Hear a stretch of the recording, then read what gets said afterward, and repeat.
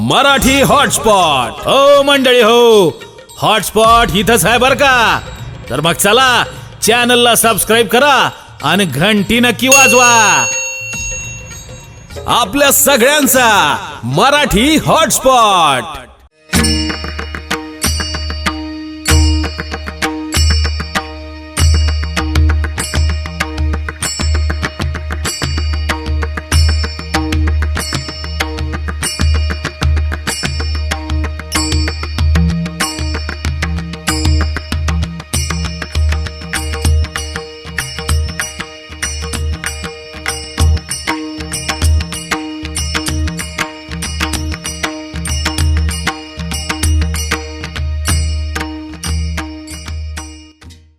पोवाडा म्हणतोय म्हटल्यानंतर काही लोक नाराज होणारी पण माणसं आहेत, काही लोक नावं ठेवणारी पण माणसं आहेत। त्या या ठिकाणी शिवाजी महाराज का सांगायचं आहे ऐकू नका, सांगू नका।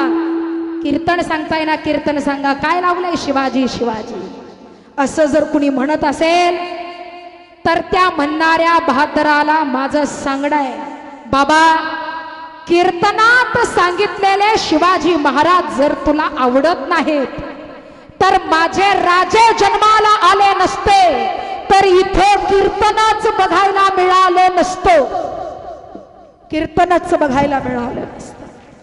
म्हणून जरा राजांचा स्वाभिमान असू द्या आणि जरा राजांचा गर्व अंतःकरणामध्ये जरा बाळगा।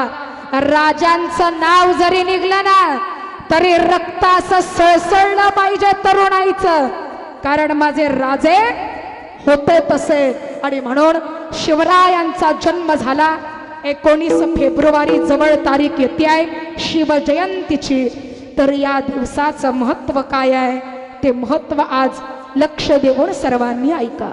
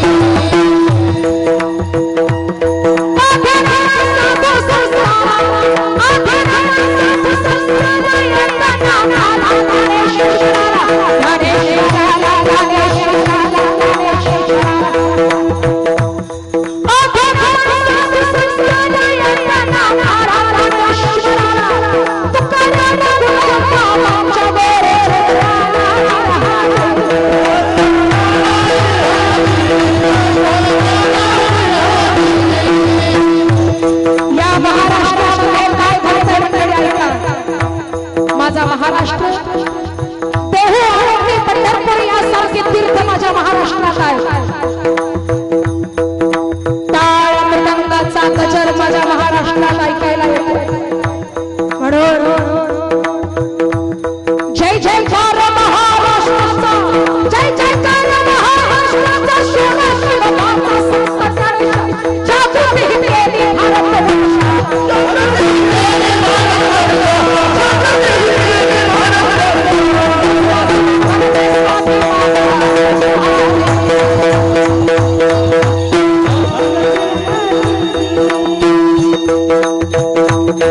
काही वर्षापूर्वी, काही काळापूर्वी घडलेली ही घटना ऐका।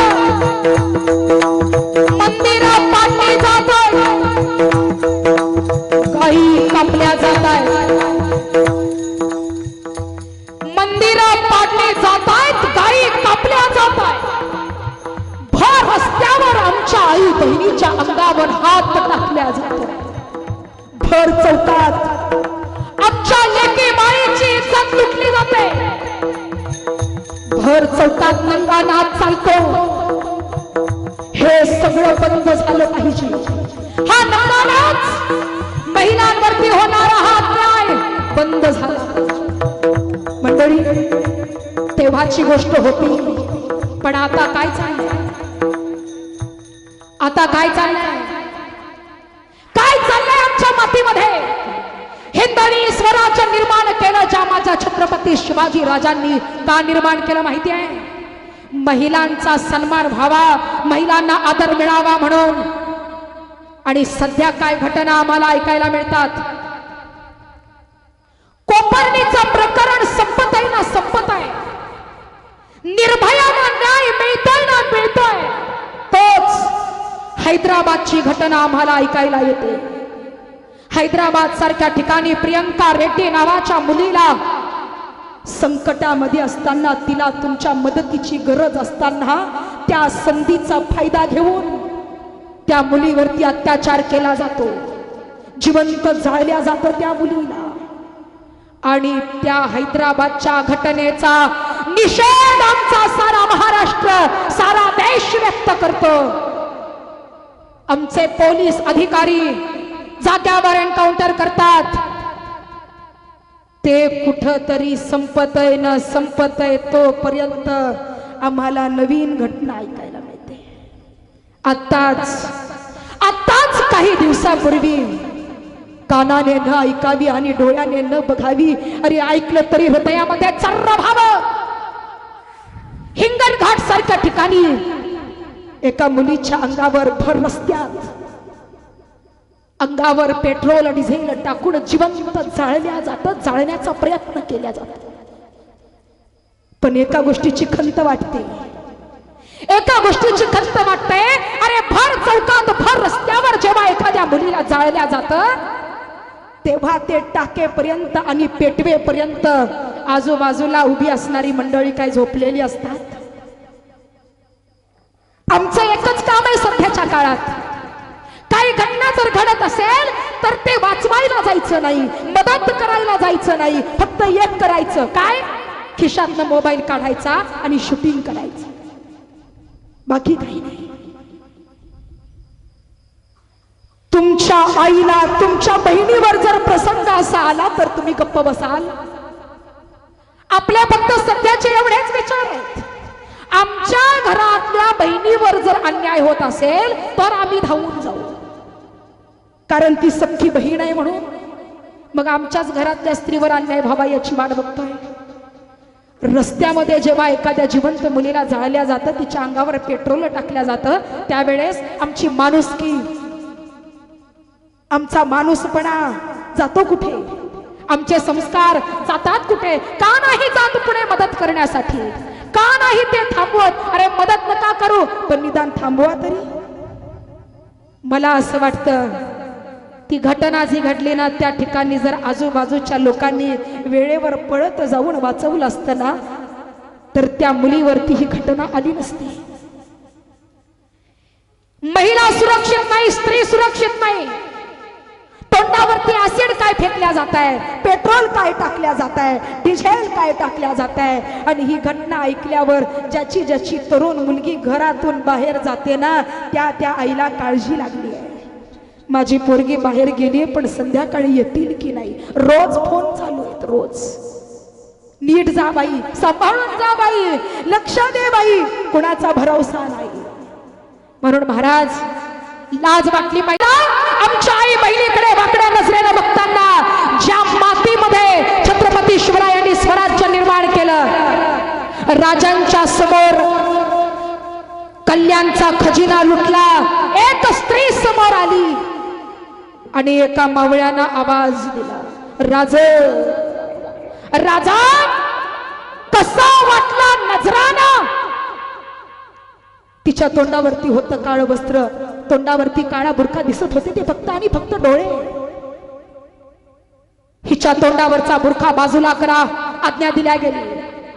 या स्त्रीनं तो बुरखा हातात घेतला, वर करायला सुरुवात केली. पण हा बुरखा वर करत असताना ती स्त्री मनात म्हणते, तिच्या डोळ्यातले अश्रू खाली टपकतायत. आणि तिनं तिच्या देवाला स्मरण केलं, तिनं तिच्या देवाला आज्ञा केली, या संकटातून मला वाचव.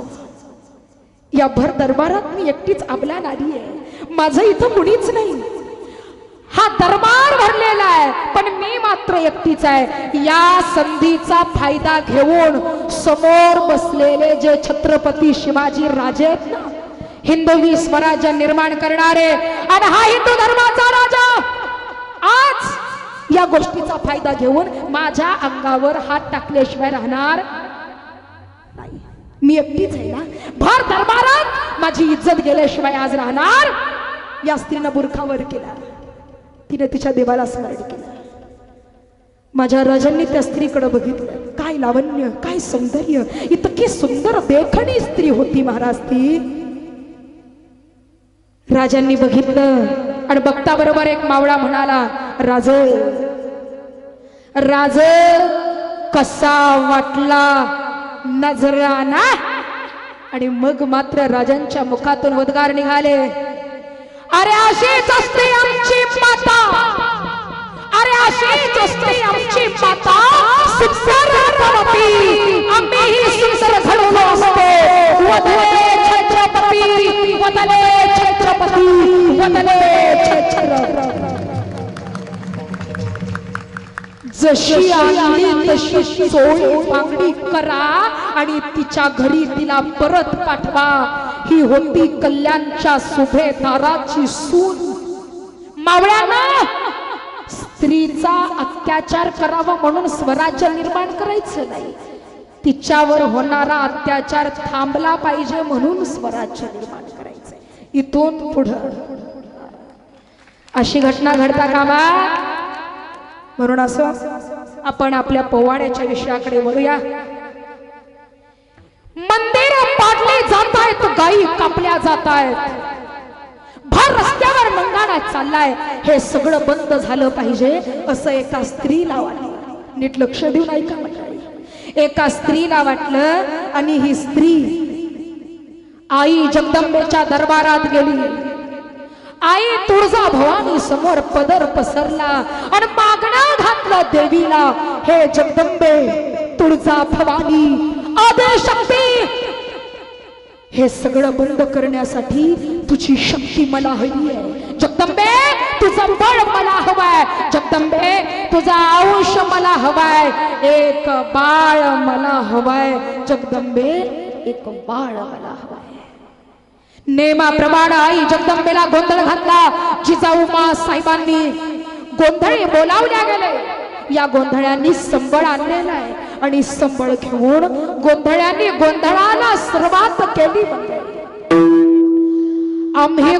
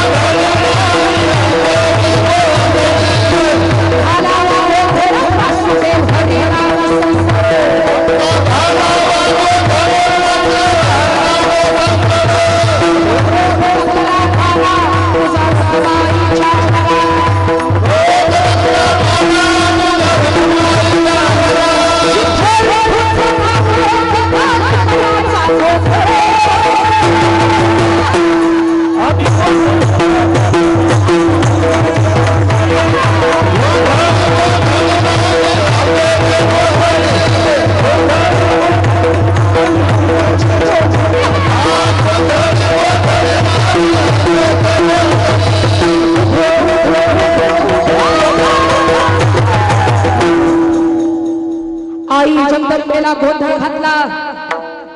काही दिवस गेले, माहुली किल्ल्याला वेढा दिलेला आहे. आतमध्ये सर्व मंडळी अडकली. लखोजी रावांनी वेढा दिलेला आहे. ज्यांनी वेढा दिला ते शहाजी राजांचे होते सासरे. इतिहास लक्ष देऊन ऐका, परत कधी ऐकायला मिळेल मला माहित नाही. लक्ष देऊन, हा चेष्टेचा विषय नाही, टिंगलीचा विषय नाही, लक्ष देऊन ऐका काय सांगते. लखोजी रावांनी वेढा दिला माहुली किल्ल्याला. ते होते कोण? शहाजी राजांचे सासरे, जिजाऊ साहेबांचे वडील. पण आतमध्ये ही मंडळी अडकल्या. या अवस्थेत जिजाऊ साहेबांच्या पोटामध्ये बाळ वाढायला लागलं होतं. छत्रपती शिवरायांचा गर्भ पोटामध्ये वाढायला लागला होता. शहाजीराजे महालात आले आणि शहाजीराजांनी विचारले, राणी साहेबा, आम्ही ऐकलंय ते खरं आहे? होय. आपली काही डोहाळे इच्छा, आमचे डोहाळे आपण पूर्ण कराल? अलबत्त. का नाही?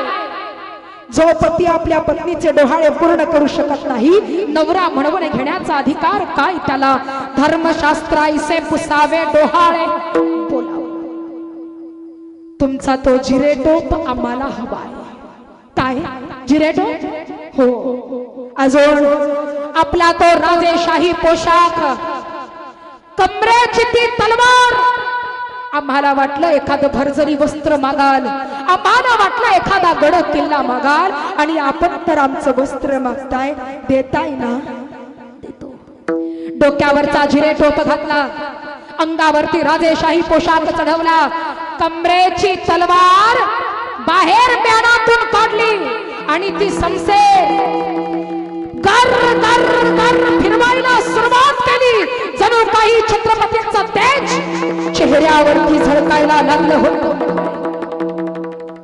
गर गर फिरवी पाट्याला, गर गर फिरवी पाट्याला, फिरवी पाट्याला.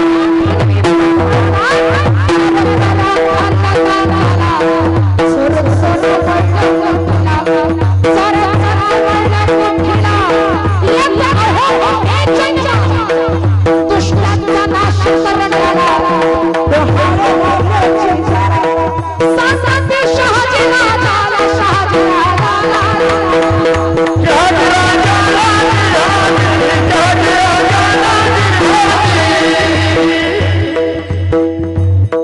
किल्ल्यावरचा अंधाराने साठा संपला. या भुयारातून बाहेर निघायचं कसं? भुयारातून मंडळी बाहेर निघाली. मध्यरात्रीची वेळ.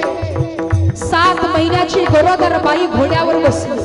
महिला मंडळ ऐका, 7 महिन्याची गरोदर बाई घोड्यावर बसली, लगाम खेचला. आणि आमची आजची 2 महिन्याची गरोदर बाई डॉक्टरच्या दवाखान्यात हेलपाट्या. एवढी मोठी फाईल. डॉक्टर साहेब विचारतात, काय झालं? का आला होतात? काय करू डॉक्टर, कालपासून ना काही खाल्लेलं पचतच नाही.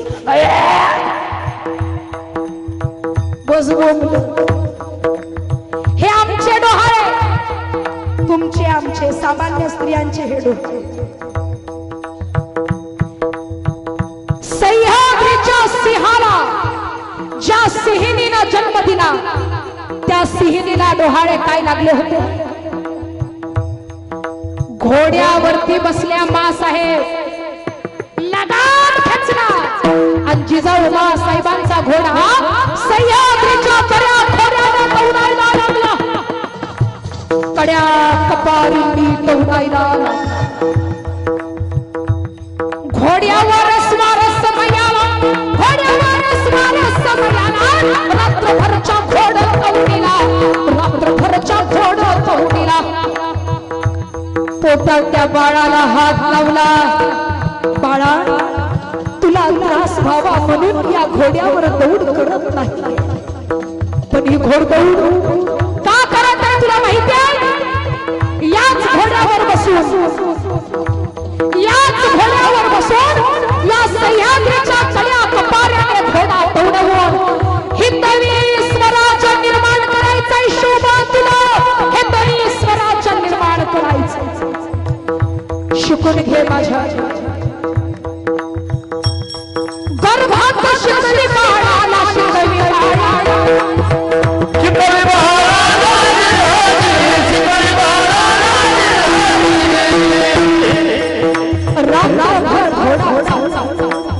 महिला मंडळ ऐका, पोटात बाळ आहे आणि एक स्त्री दगडा धोंड्यातून घोड्यावर पळतीये. रात्रीची वेळ आहे. का पळते? मागून शत्रू धावतोय, त्याच्यापासून वाचवण्यासाठी पुढे दौड. जुन्नर या गावाजवळ हा घोडा येऊन पोहोचला आणि घोड्यावरून उतार होत असताना, घोड्यावरून पाय उतार होत असताना तोल गेला आणि शहाजी राजांनी धरलं. अहो अहो अहो पडाल. अशी जर तुमची रपेट असेल तर आम्ही पुढे कसं जायचं? पाठीमागून शत्रू जवळ आलाय, कधी घाला घालेल सांगता येणार नाही. अशी दौड असेल तर शत्रूच्या हातात आम्ही लगेच सापडू.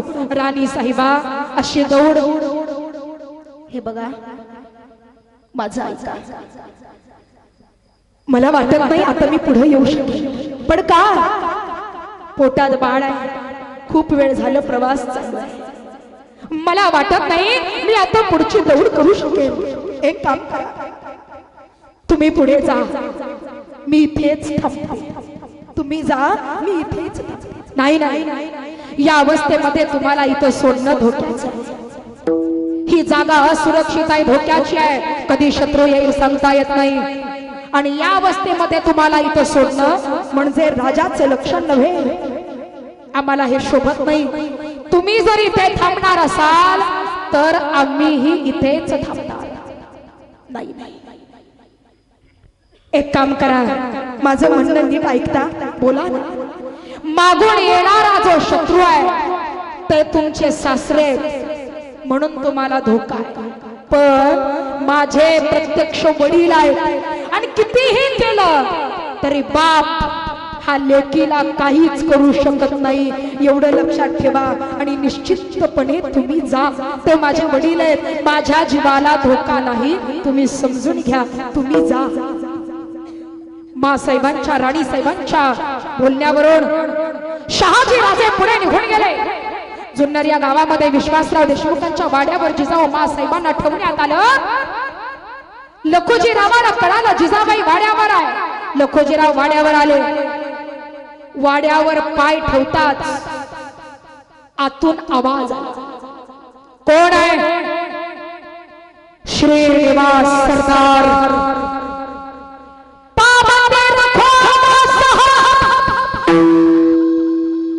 पुढे पाऊल टाकाल तर खांडोळी ढळल्या जाईल. खबरदार, पुढे आला तर याद राखा. हा आवाज कुणाचा होता? प्रत्यक्ष जिजाऊ साहेबांचा. आपली पोरगी आपल्या अंगावर तलवार घेऊन धावून येत आहे हे बापानं बघितलं. बापाचं काळीज होतं महाराज. ते वैर बाजूला पडलं. आपल्या लेकीला समोर बघितलं आणि तेही या अवस्थेत, हातातली तलवार गळून. जिजा, जिजा, ये ग जिजा,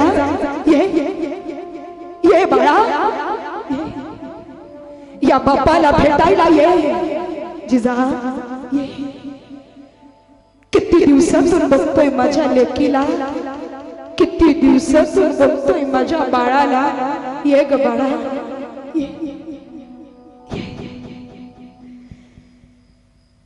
पोटाला हात लावत तलवार खाली टाकली.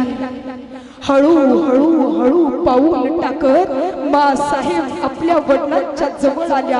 हृदय भरलं होतं, डोळ्यात अश्रू साठत होते. किती दिवसातून आपल्या वडिलांना बघितलं होतं समोर आणि तो बापाचा जिव्हाळा. जवळ येता बरोबर कडकडून मिठी मारली. आबा, आबा, बरे आहात? कसे आहात आबा तुम्ही?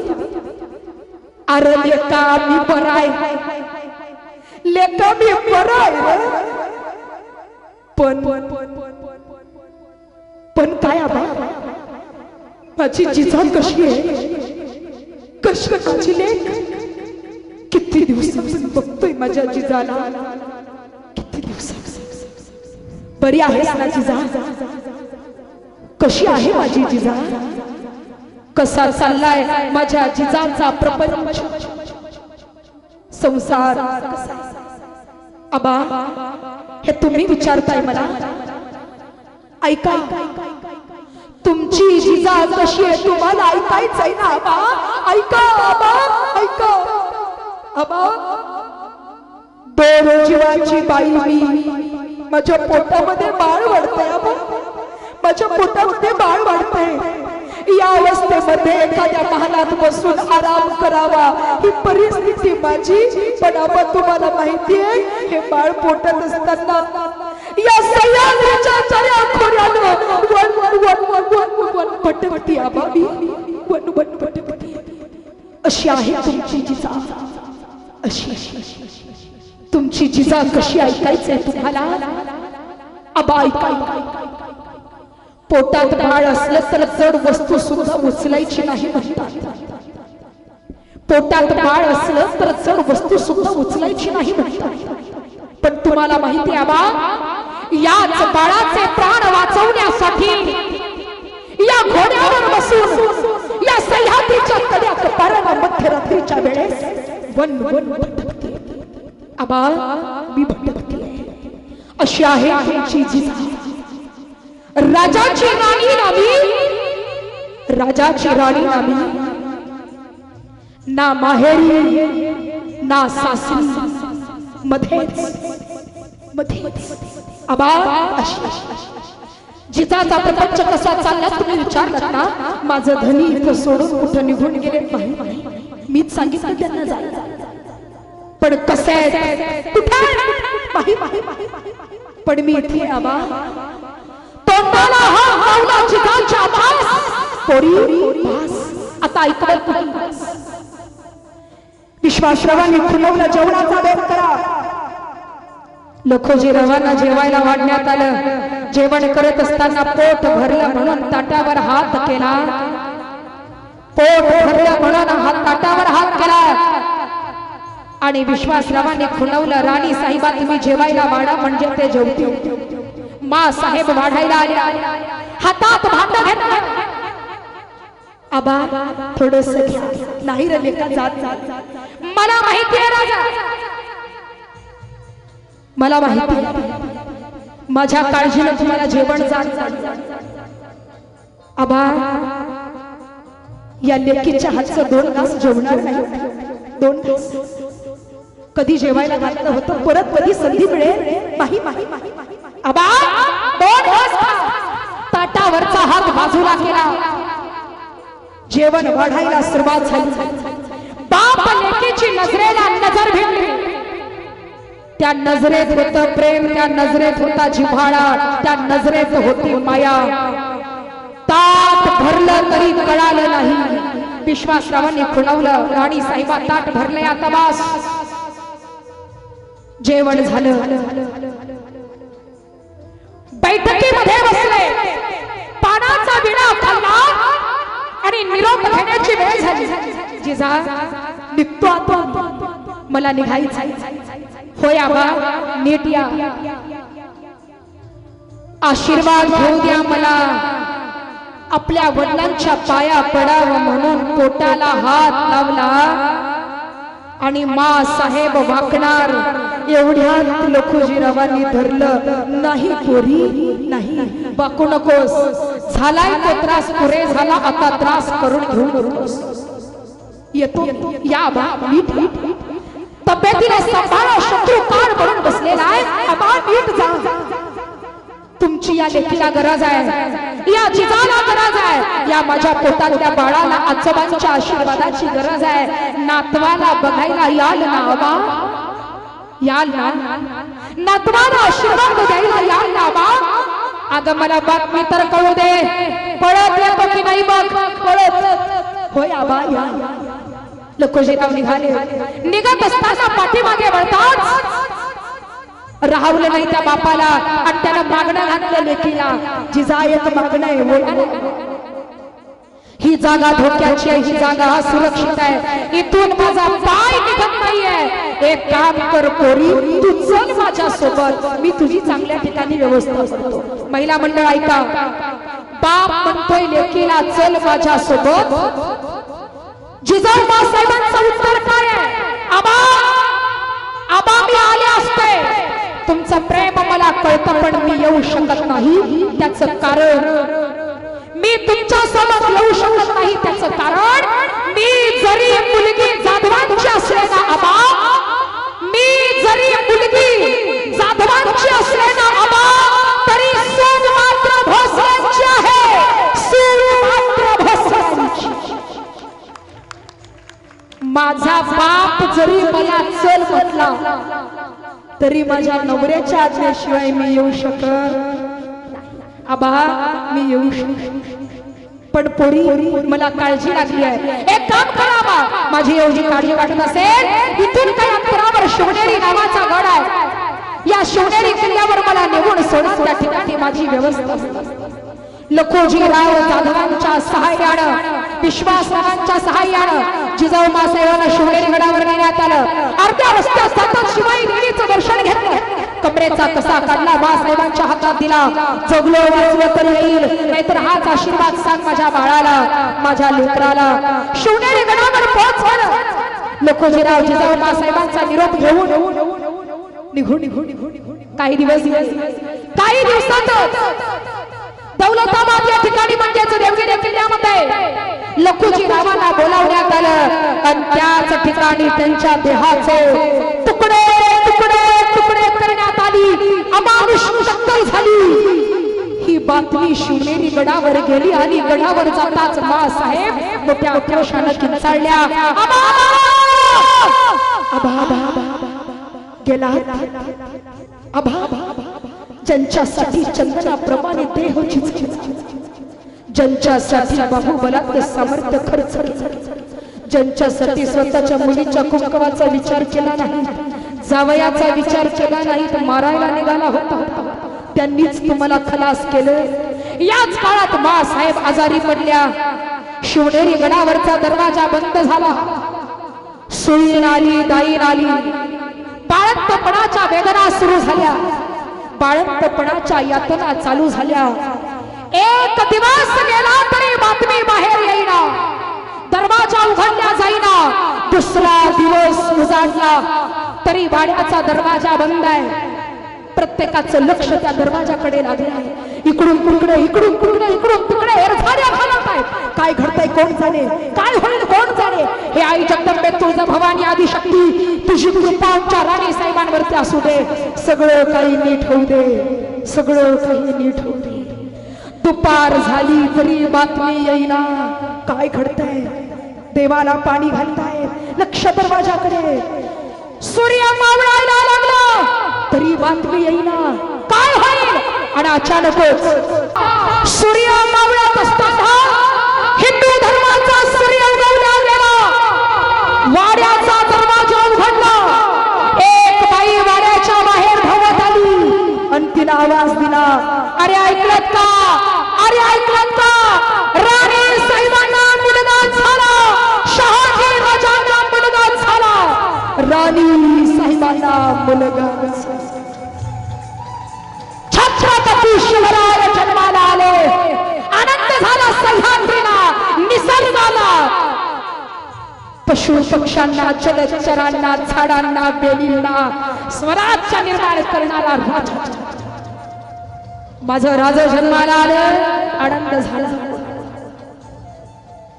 एका दिवशी सह्याद्री हसला एका दिवशी सह्याद्री हसला आनंदाला कसला आनंदाला कसला मुलगा झाला शहाजी राजा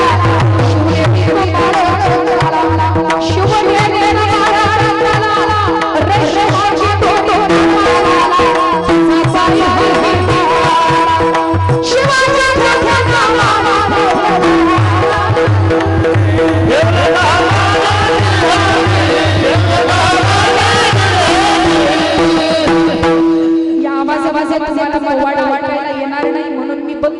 व्याख्यान रूपामध्ये मी तुम्हाला पोवाडा सांगितला कारण कळतंय ना कळतंय कारण मलाच कळत नव्हतं म्हणून मी म्हणेल कीर्तनाचा 5 मिनिटात शेवट होणार आहे मी म्हणेल इथं बसलेल्या सर्व व्यक्तींनी जय असा अंतकरणातून उद्गार जल्लोष आतापर्यंत सांगितलेलं काही डोक्यात बसला असेल तर अंतकरणातून जय हा परिसर गजबजून निघावा छत्रपती शिवाजी महाराज की महिला मंडळ जरा जोरात होऊन जाऊ मी महिला आहे तुम्ही महिला आहे जरा जोरात आवाज असा दणाणला पाहिजे हा परिसर असा गजबजला पाहिजे अंतकरणातून ज्याला पोटभर खाल्ला असेल पोटभर त्यानं कसं वरडायचं जय आणि ज्यानं कमी खाल्ला असेल त्यानं कसं वरडायचं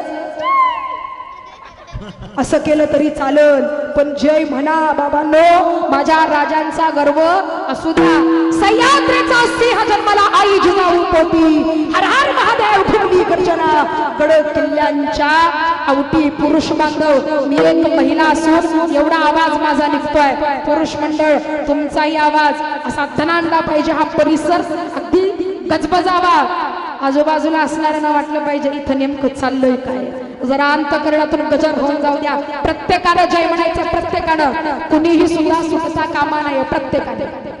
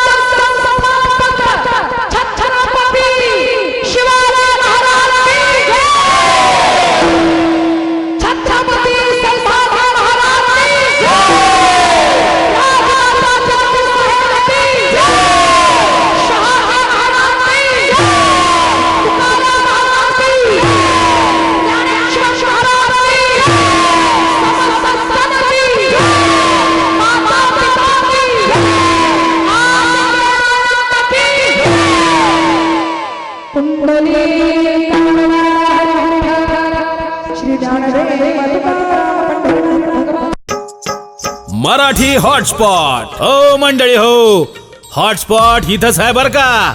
तर मग चला, चॅनलला सबस्क्राईब करा आणि घंटी नक्की वाजवा. आपल्या सगळ्यांचा मराठी हॉटस्पॉट.